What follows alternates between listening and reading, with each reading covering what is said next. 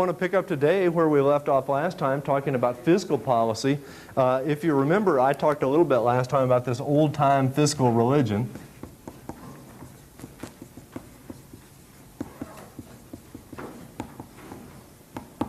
And that old-time fiscal religion, that's basically the old view on fiscal policy, which is basically the government's supposed to balance the budget.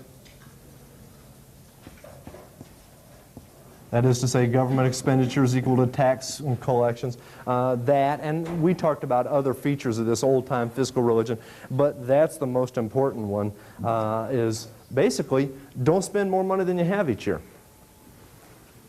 What I want to do is go on and talk about what came next. What came next, as you know, 1936, Keynes wrote that general theory.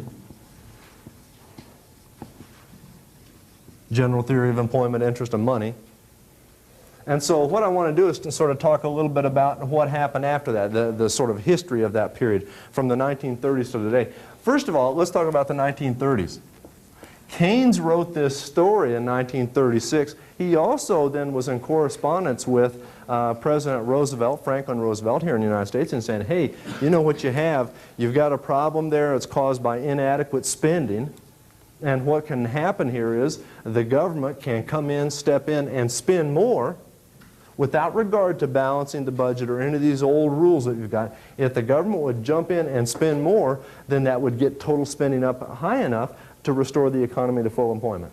Keynes says this. He wrote it in the book. He told the British leaders there, Prime Minister and so forth. And then he came to the United States. He told Franklin Roosevelt. I don't know if he actually came to the United States, but corresponded with Franklin Roosevelt.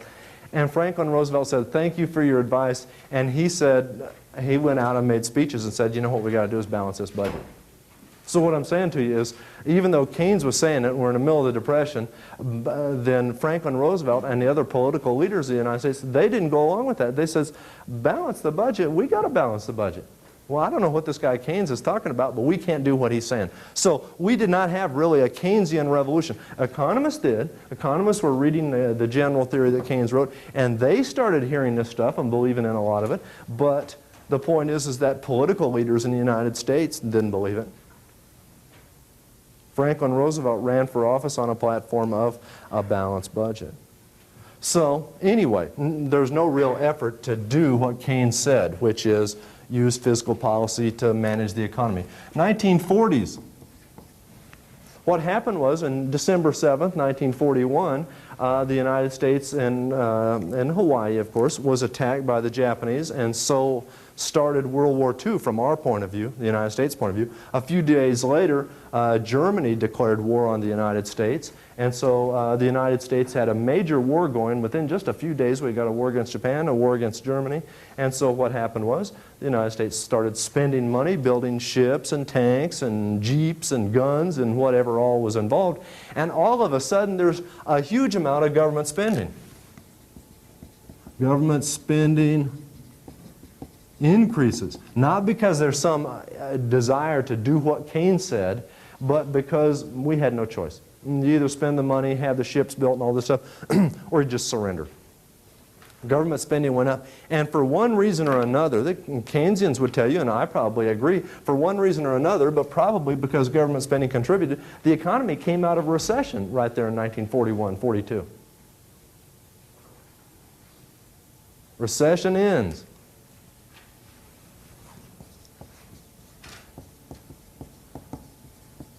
The economy is growing again for the first time really in a long time. And so some people take the lesson from this, hey, when the government spends a lot more money, just like Keynes said, the economy is going to be stronger. So that's wartime experience sort of helped Keynesianism, or Keynesian economics, get a more respectable sort of public relations than it had before. After World War II, late 40s, and the 1950s, what we had was Harry Truman from Missouri, and then Dwight Eisenhower from Kansas. A couple Midwestern boys went on and made good. They became president. And both of them, they believed in the old-time fiscal religion, so basically they said, well, the war's over, time for us to spend less money and basically return things to the way they used to be. There were almost, and by the way, in the 1930s, even though Roosevelt still had this policy of, I'm trying to balance the budget, there was a New Deal, and there were new policies started in the 1930s, not in the 1940s and 50s. Very few new policies, because Truman and Eisenhower, they basically said, hey, you know, we've been through this period of the 30s and the 40s. The economy was weak in the 30s. The 40s, we had huge amount of spending in order to fight this war. The government's deeply into debt, and this is a good time in the late 40s and the 1950s. This is a good time to pay off our debts. And so under Truman and Eisenhower, the theory was, let's balance the budget again. Maybe run a surplus.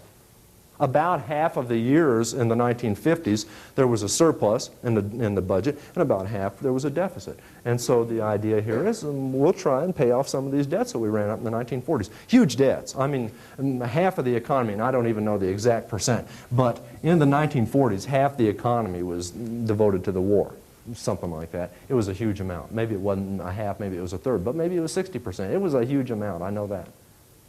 The government had a lot of debts, so now Eisenhower and Truman wanted to pay those off. There was one new policy, and you guys would all be familiar with that, but in 1955, the Congress passed and the President signed into law the Interstate Highway Act, and that's when we started getting interstate highways. I think the first stretch of interstate highway to open maybe was Interstate 70 maybe over in Kansas. I'm not exactly sure. Is that right? Outside of St. Charles? There you go. But anyway, so here in the Midwest is where the interstate highway system really got a good start. It's kind of interesting. It's really sort of shows you a little bit of fraud in this whole system. The idea behind the interstate highway system is we need to have a system of really good highways for the next big war. We need to be able to like put all the tanks and so forth up on top of semi-trailer trucks and then dash them across the country to wherever the invasion's taking place. So like if it's on the East Coast, we'll dash to the East Coast, and if it's on the West Coast, we'll take the tanks and trucks and all, but they'll be up on all these semi-tractor trailers, and we'll be, like driving them around. And they were sort of using, Hitler had these Autobahns in Germany during World War II, and he was able to be very mobile with his army getting that around, so we're going to have the Autobahn. We're going to have this highway that's devoted to national defense. And what they did is they started building all these four-lane highways that were going to be good for that purpose, but nobody went out with a tape measure and measured the height of the bridges that went overhead. And so there's a large number of overpasses that aren't high enough to take a semi-trailer truck with a tank on top of it and go under there. And so if you really were dependent on that to fight the next war, then you wouldn't be able to get there. You'd just be late. So anyway, the point is, I don't know how much this was really all about national defense. It was at the time justified as national defense. And we had just come out of World War II, the biggest war that's ever been on earth. But World War II, and then after that, the Korean War in, late 49, I think it started 50, 51, 52, and then we were out of that war. But, so we'd had a couple wars, and everybody's talking about war, and so that's a good time if you want to build a nice highway system to come along and say, well, we have to have this highway system because there could be another war. But like I say, it was never built for sort of that wartime use. That was the biggest, I think, the biggest act that was passed in the 1950s that you would say, hey, that could affect the economy in a big way, a lot of money being spent and so forth.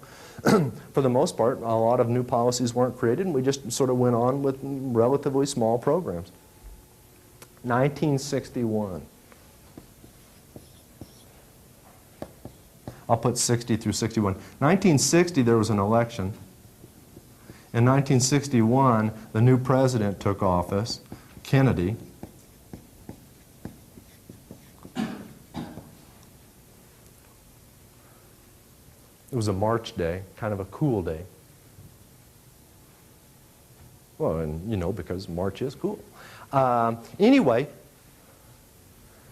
and Kennedy had read this Keynesian stuff when he was a young man, and he believed it.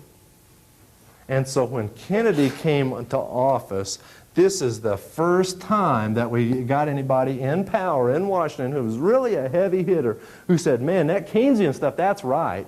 And the government's got to do something in order to manage the economy, and here are the policies to do it. And so really, Keynes wrote back in 1936, but you'd really have to say if there was a Keynesian revolution in America when his sort of way of looking at the world was accepted and put into practice, it wasn't until 1961. And one of the lessons you should get from that is this, is that sometimes it takes a long time for a revolution to happen. And I mean a revolution in thinking. What's this, 25 years?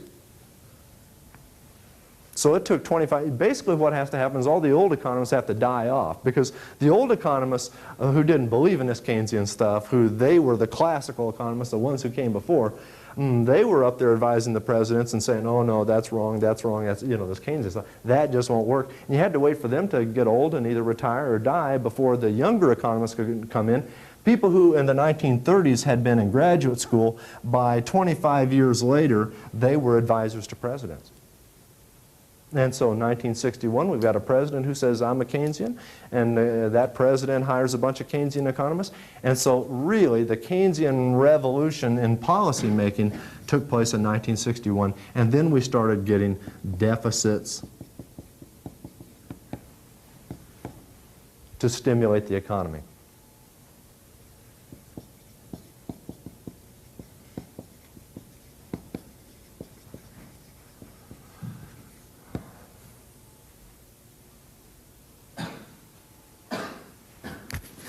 Before that, it was like, deficits? No, man, that's going into debt. We don't want to do that. We want to pay off our national debt.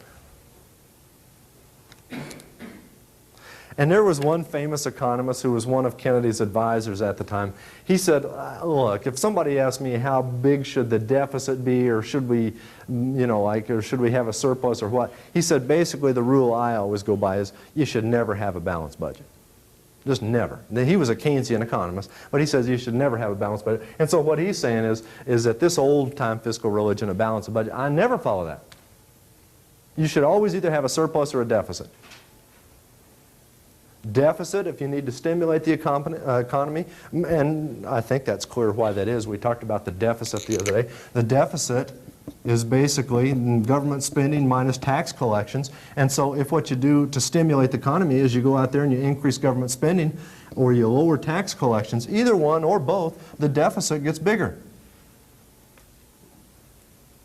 And so if you need to stimulate the economy through more government spending or by lowering taxes, and you remember how that works, you lower taxes, people have more money in their own pockets, and then they spend more. Consumption spending goes up by individuals. But anyway, if you need to stimulate the economy, then you need a bigger deficit. And the same economist said, sometimes we'll need a surplus. If the economy needs to be slowed down, then what we would do is we would reduce government spending or we would increase taxes. And by reducing government spending, that reduces total expenditures, reduces aggregate demand. If you increase taxes, you take money out of people's pocket and they reduce their own spending. Consumption spending goes down. And so, if you want a bigger surplus, that's what you do, is reduce government spending or raise taxes. But the point is, he says, you either need to stimulate the economy, you need to slow the economy down, one or the other. You balance the budget, that would only be if the economy is exactly at the perfect point. And he says that wouldn't happen. That'd just be an accident if it was right there. So generally, you need a surplus or a deficit. So what I'm telling you here in this short little history, and we've got a couple more things to add, but we've come from back in, what, 1935, the idea was accepted by virtually everybody, balance a budget, and in 1960, 61, we get to the point where the feeling is, that's really just the old rules and we don't have to live by those old rules. And by the way, a few years later, these same economists who were saying we need deficits or whatever, we ought to manage the economy. These same economists by like 1966, they were saying, well, we have succeeded on a scale nobody has ever imagined before. We have done away with the recession. We have basically found a way to smooth out the economy and fine-tune it. That was sort of a term. The talking would be almost like you had a radio and you're kind of tuning in the channel and trying to get it just exactly right on the frequency. These guys would talk about fine-tuning the economy, and they said, well, we've just about fine-tuned that just right. No more recessions. There was a magazine, a publication that's put out by the government, and the title of that magazine was, what was it? Business Cycle Indicators. Business cycle, you remember the idea is the economy goes through recessions, and then it reaches a trough, and then an expansion, and then a peak. And then the idea, though, is this whole idea of a cycle of strong times in the economy, weak, and strong and weak.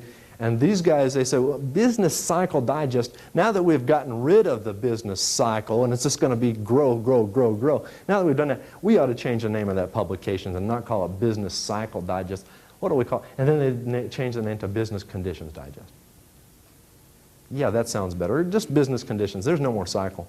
Well, there were plenty of cycles afterward. But what I'm telling you is these people were not only very confident, they were a little bit arrogant.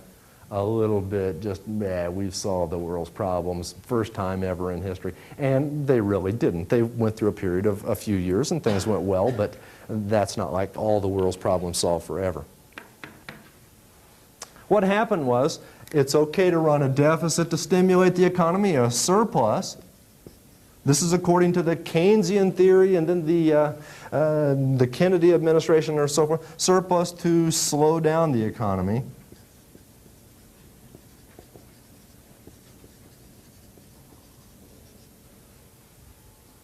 Don't be listening to that word surplus and somehow think surplus, oh man, that must be good for something. Well, it's good for some things and bad for other things, but the point is it's the effect of a surplus would be to slow down economic activity. If the government is charging more taxes, did I do this backwards a while ago? No, I didn't. If the government is raising taxes and cutting government spending, that would slow down the economy and we'd have a surplus. Anyway, so that's the feeling. Deficits and surpluses. Never worry about running a balanced budget. That was the thinking. Here we are, 1970s and 80s. We learned a new lesson. Congress and the president prefer a deficit to a surplus. Increase government spending, decrease taxes equals increase in deficit. That is to say, the lesson we learned is that politicians said, well, I want to thank you economists. We have always liked the idea of running deficits. But always before, people told us that was wrong. It was somehow immoral to run a deficit. And so we didn't do it. But now that we've got you good economists on board, Keynes and you Keynesians and you other right-thinking people, thanks a million, we're going to increase government spending and we're going to cut taxes. When I increase government spending, I get more votes. We're going to spend in my district. There'll be more jobs in the district, people will feel prosperous, and they'll want to re-elect me. And same thing's true when we cut taxes. If I cut taxes for the people in my district, they will think I'm responsible for that. They will feel prosperous, they will vote for me. And so the politicians, I'm saying the politicians always wanted deficits. The politicians, they forgot about this story. The story that was told by the economists is deficits if you need to stimulate the economy, surpluses if you need to slow it down. And the politician says, well, you know, half of that story sounds right to us. We need to stimulate the economy, and we need deficits to do it, and that will get me reelected. Re-election. Yes. Oh.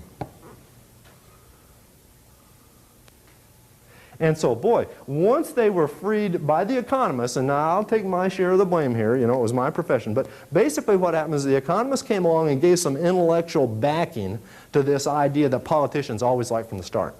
They always liked the idea of spending, spending, spending, spending, and not taxing if they could help it. And so what happened was the economists gave sort of intellectual cover to the politicians, and the politicians said, great. And so by the 1970s, they just said, we never need to have another surplus, just deficit every year. Just to give you a couple numbers, I think I mentioned this last time. 1961, we had a surplus. 1969, we had a surplus. And the next time we had a surplus, I think 1999. Might have been 98. I can't really remember exactly when it went over from a tiny, tiny little deficit to a tiny, tiny surplus. But at a certain point there, what I'm saying to you is there was a surplus in 69, 61, and then no more between here. These were all deficit years, 62 through 68. And then there were more deficit years, what, 70 through 98. Another 28 years. So what I'm saying to you is, once this JFK took office with the Keynesian story firmly in place, then the politicians did the rest, and it was only possible to run 2 years' worth of surpluses all the way from 1961 to 1999. Economists think, these people that went up here to Washington in 1960, they thought, hey, I am advising the president. The president's listening to me. I'm having an impact on policy. And that was almost not true. What was almost true was this, or what was closer to being the truth is this. The president and the Congress already wanted to run a deficit. Then they got some people to stand up front and make a speech that says deficits are good. And then as soon as they did that, then the politician said, the old-time fiscal religion is bad, and let's spend some money. And so what happened is the national debt,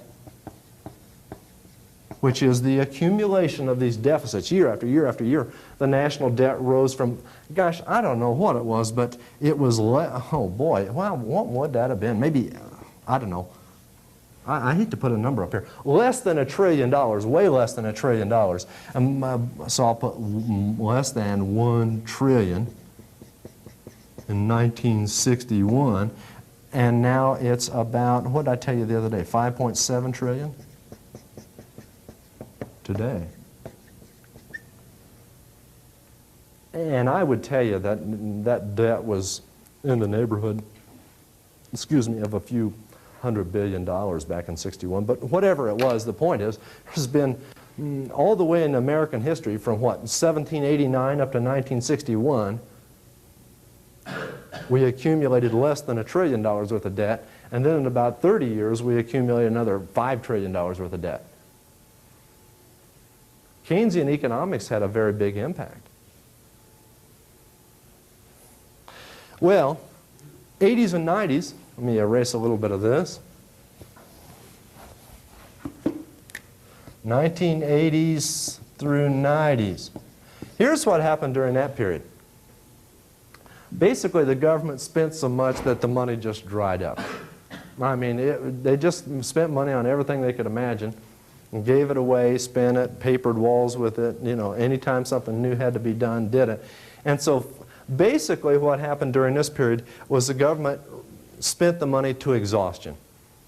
And at a certain point, people started getting kind of panicky, kind of worried. Oh, worried financial markets.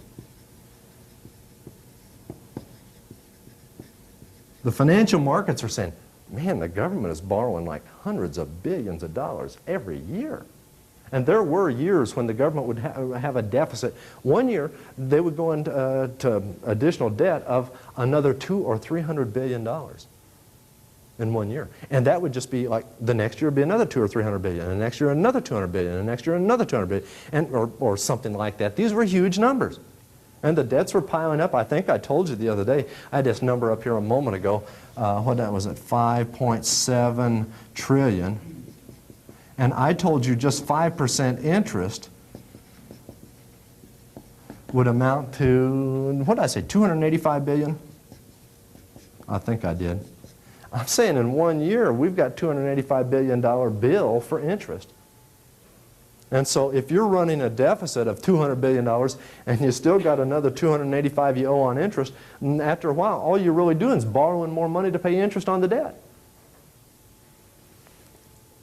So the government basically got it, and we're talking about the government in Washington, not the state government. The state of Missouri's financial situation is in good shape and has been. The state of Missouri has a AAA credit rating, and we have had very little government borrowing within the state. But I'm saying this is the national government. They're running deficits year after year, and they're borrowing year after year. And they finally got to the point where they just said, you know, our string is about to run out here. We've got to do something. And so in the 80s and in the early 90s, the string is running out. You know, they're borrowing more and recognizing, man, that old-time fiscal religion wasn't all bad. We are running some problems up here. And so what happened by the late 1990s was, over in Europe, the countries are trying to form this union, having a single currency, a single economy, and part of that, that whole movement, what they said is, let's stop running deficits. Let's get the budget balanced. In the United States, we weren't trying to join that European economy, but in the United States, we had run up these huge debts. Interest rates were high. Then the government's doing all this borrowing trillions of dollars. It has to pay for credit. It's demanding credit. Extra demand drives up the price, the interest rate. And so interest rates were high, and basically policies were put in place in Congress to get government spending down. It's like, what are we going to do? There is a problem. And you know, when the government started working on this and reducing the deficits year after year and then finally turning it to surplus, a surprising thing happened. Don't forget how we got into this. The idea is we run a deficit that will stimulate the economy and make the economy stronger.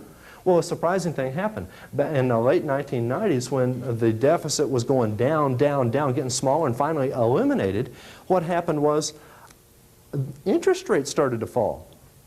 The government's borrowing less, and so it's not putting the demand out there in credit markets and driving up interest rates, and so interest rates started coming down. And as interest rates have come down, it would make it easier to buy a home and build a home. It would make it easier to, if you had a business, to go out and invest in like a new factory or a new plant and equipment. Lower interest rates, borrow more, spend more. And so what I'm saying is interest rates are coming down during this period, and private individuals are stepping up, borrowing more, spending more, businesses borrowing more, spending more, and the economy got stronger. We were supposedly running deficits to stimulate the economy, and I'm saying when we stopped running the deficits, the economy was actually stimulated more at that point. The economy got stronger. And so there was something going on that wasn't in all of this Keynesian stuff, because we should have, if Keynes had been right about everything, we should have in the 1980s and 90s, or 1990s really, as we start getting rid of the deficits, we should have had recessions. The government spending less, total expenditures down, aggregate demand down, recession. But I'm saying it didn't happen that way. Deficits go down, interest rates fall, business spending, consumption spending up, economy stronger. So another lesson we learned out of this is, from this long experience, really starting in '61 and going up to the end of the 90s, what we found out from this is, you know, deficits may work real well for stimulating the economy if you use them on occasion, if you use them when the economy needs to be stimulated. But if what you do instead is just run a deficit year after year, that weakens the economy, it doesn't strengthen it. If you want to have deficits as a powerful tool for stabilizing economic conditions, use it on selected occasions. And so that is another lesson that we've learned. Fiscal policy loses its effectiveness when it's used every year. So anyway, that sort of brings us up to where we are right now. And so since the late 1990s, or like 98, since then we've been running some surpluses. They're of a modest size. They're not huge surpluses. In fact, the only reason these are surpluses is that the Social Security system was running a surplus of about $100 billion a year. So if you took Social Security and separated that from all the rest of government, you'd still have about $100 billion a year deficit. But Social Security is not separate. It is part of government, and so there is a surplus that's of a modest size. I think in '99, about $50 billion. So back in these old days, old-time fiscal religion, what we said is the government's only supposed to basically finance public goods.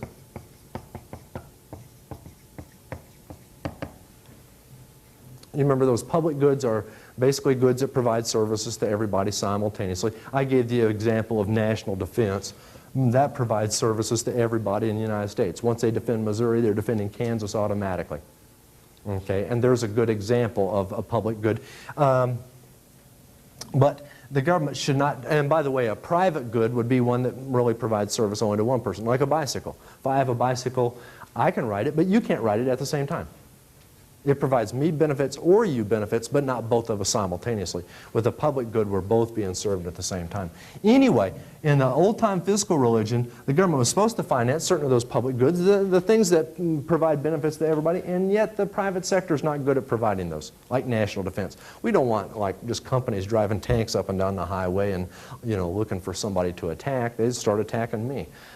So anyway, public goods are things that we really cannot very well depend on the private sector to provide in many instances. By the late 1990s, really by the 1960s, the feeling was, well, the government has got more responsibilities. One, provide public goods.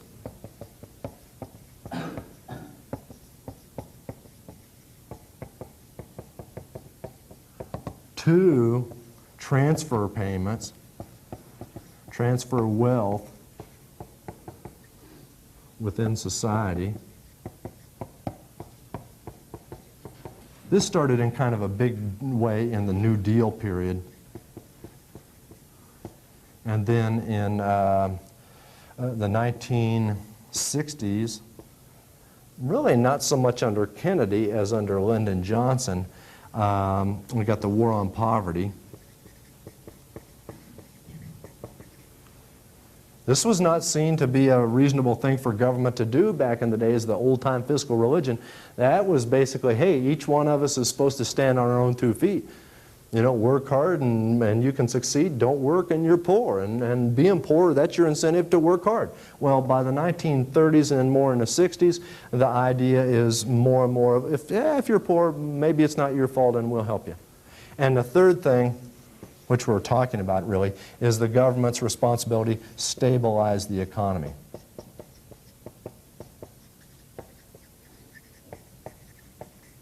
In 1946, there was the Full Employment Act.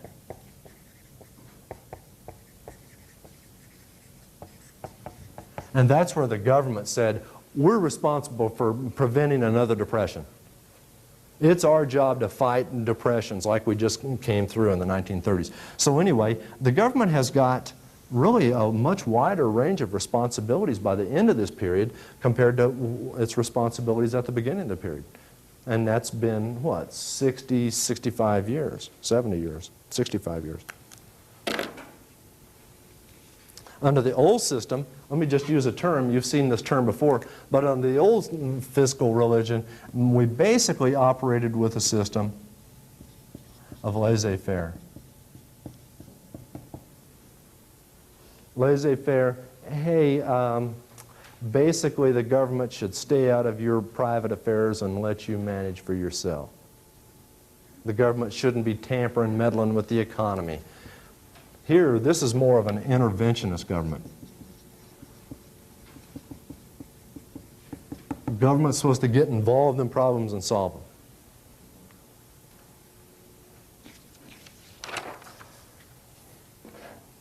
Anyway, well, we've done a lot of this sort of laying the groundwork. It's time now for us to go on, unless there are any questions, time for us to go on and do a little bit of economics as opposed to just talking about history. So let me do a little erasing and we'll do that.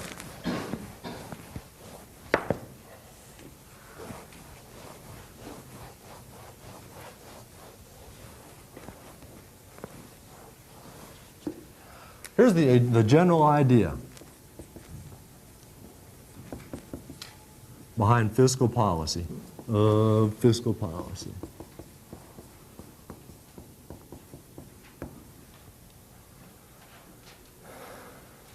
One, if Q less than QN, what's that mean? If real GDP is below natural real GDP, I'll write natural up there. That's where we have full employment, if you remember. So if GDP is less than natural real GDP, basically the economy's performance is lagging. We say, oh, we've got a recessionary gap.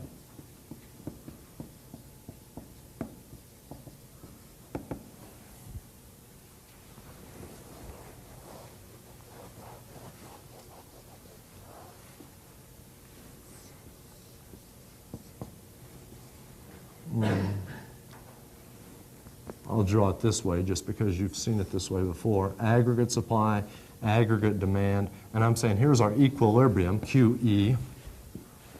Equilibrium GDP, this was short-run aggregate supply, wasn't it? Equilibrium GDP is here, and then let's say QN is some larger amount. Now we've got a recessionary gap. If that happens, then here's what we need to do. Increase total expenditures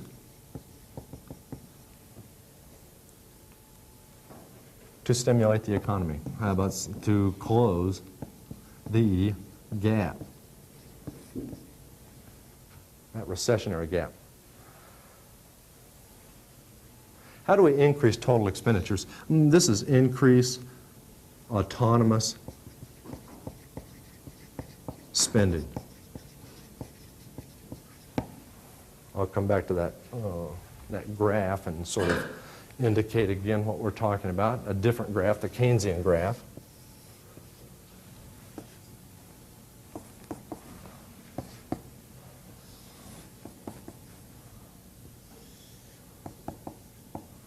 I'll put a number here, QE1.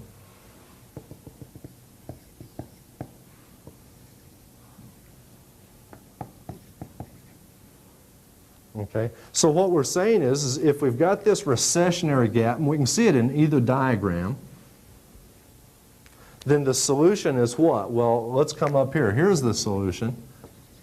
We need the total expenditures curve, TE2, to cross the total production curve at natural real GDP. Now, that's the desired thing by policymakers.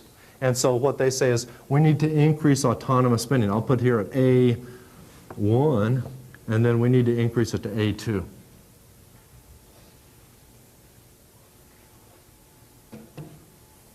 If we do that, if we increase total expenditures, we also are shifting out the aggregate demand curve to AD2.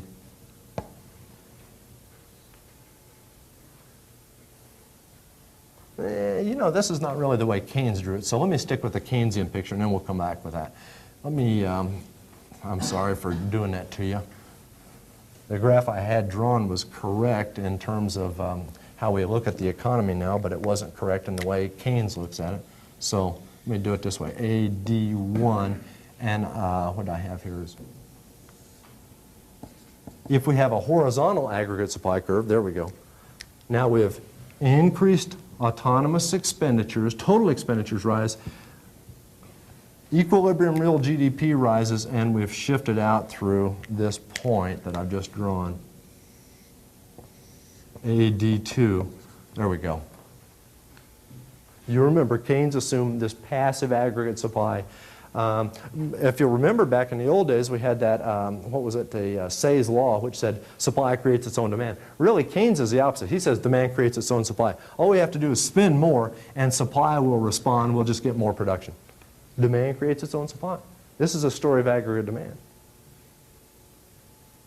So, increase total expenditures, autonomous spending, to close that gap. Okay?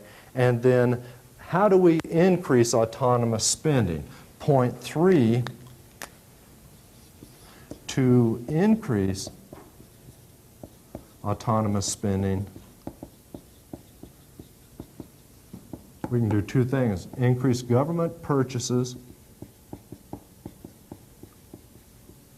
of goods and services, or decrease taxes. And let me write down this formula we had last time. Autonomous spending, which I've called it just A up here. So let me use that letter A, equals autonomous consumption, plus autonomous investment, plus autonomous government spending, plus net exports, which I'll call autonomous also, plus, minus the MPC times the taxes, personal taxes. There's sort of a lot there, but it's kind of easy to remember. At least it is for me. I've only taught this a few times, so maybe that makes it easier to remember. Anyway,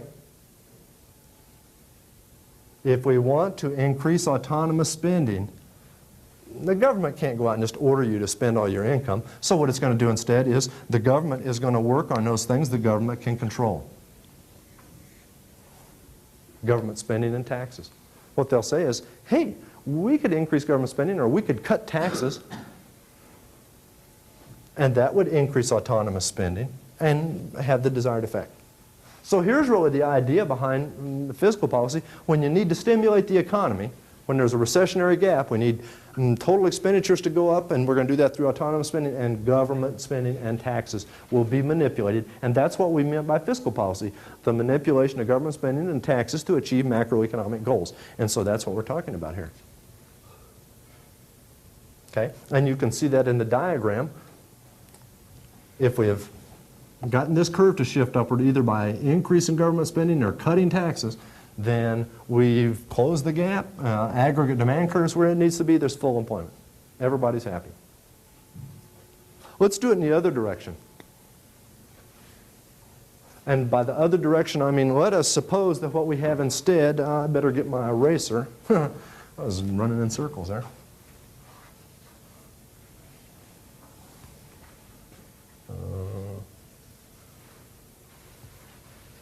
I hate to work too awful much, so I'll just kind of cut a few of these things out.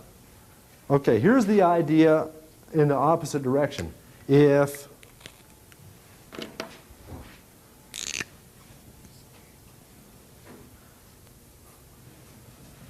just had it that way, didn't I? If real I hope I just had it that way. Did I have it the other way the first time? Good.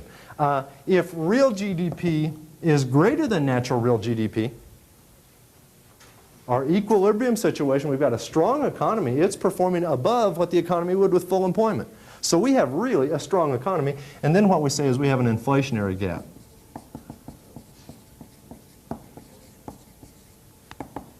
And now we need to close that gap.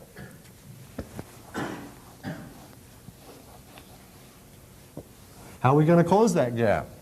Well, by manipulating total expenditures. And that is done by manipulating autonomous spending. And that is done by manipulating government spending and taxes. I'm having a heck of a time to draw all these graphs and do all the talking at the same time. Let's see, aggregate demand AD1.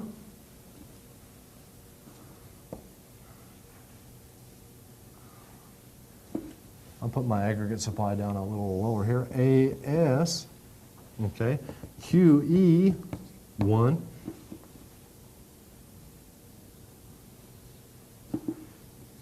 And we'll say natural real GDP is here to the left someplace, a smaller amount.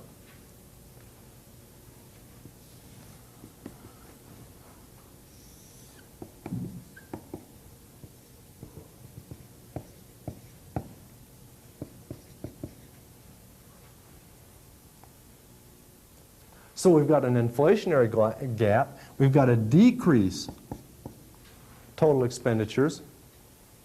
If we want to close that gap, let me come over and draw the diagram. If we want to close that gap, we want equilibrium to be QN. The only way equilibrium is going to be QN is if total expenditures decrease to TE2.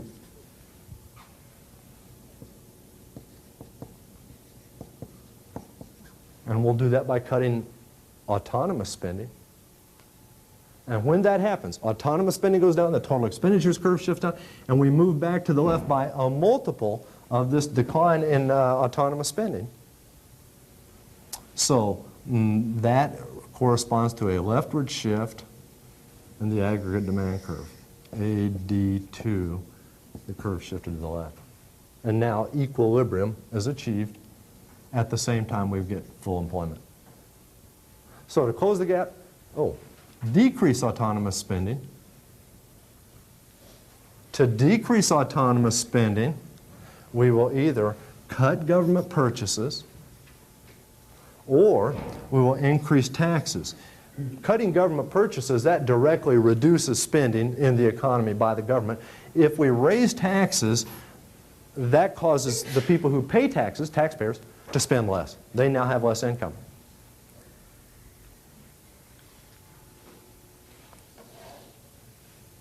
Any questions about this? Let's do a calculation. Suppose this amount, QE is let's say 1,000, and let's say this amount, QN, is $900.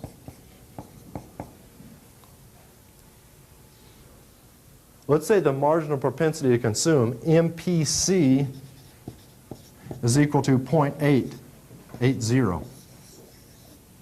Slope equals 0.8.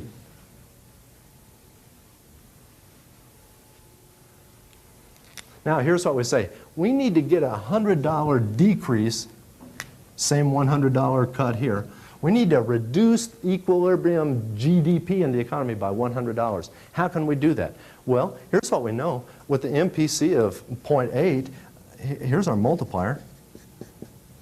1 over 1 minus the MPC, 1 over 0.2. Remember how to do that? This is 1 over the marginal propensity to save, equals 5. Our multiplier is 5.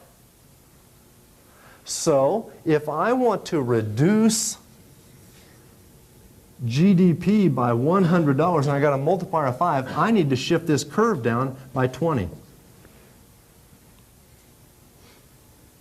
If you shift the curve down by $20 with a multiplier of 5, you get the impact you desire. You've cut equilibrium GDP by $100.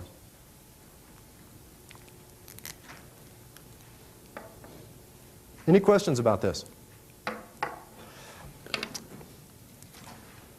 Let me emphasize one thing, because later on we won't keep this assumption, but for now we are working with the Keynesian assumption of we're really in kind of a depression. We have a passive aggregate supply. We've got a horizontal, or what economists call a perfectly elastic aggregate supply curve. And under those circumstances, all you have to worry about is spending in the economy, or the aggregate demand side of the economy. There's no problem on the supply side. Now, I'm not telling you reality is that way, but I'm saying that's the assumption that underlies this Keynesian model.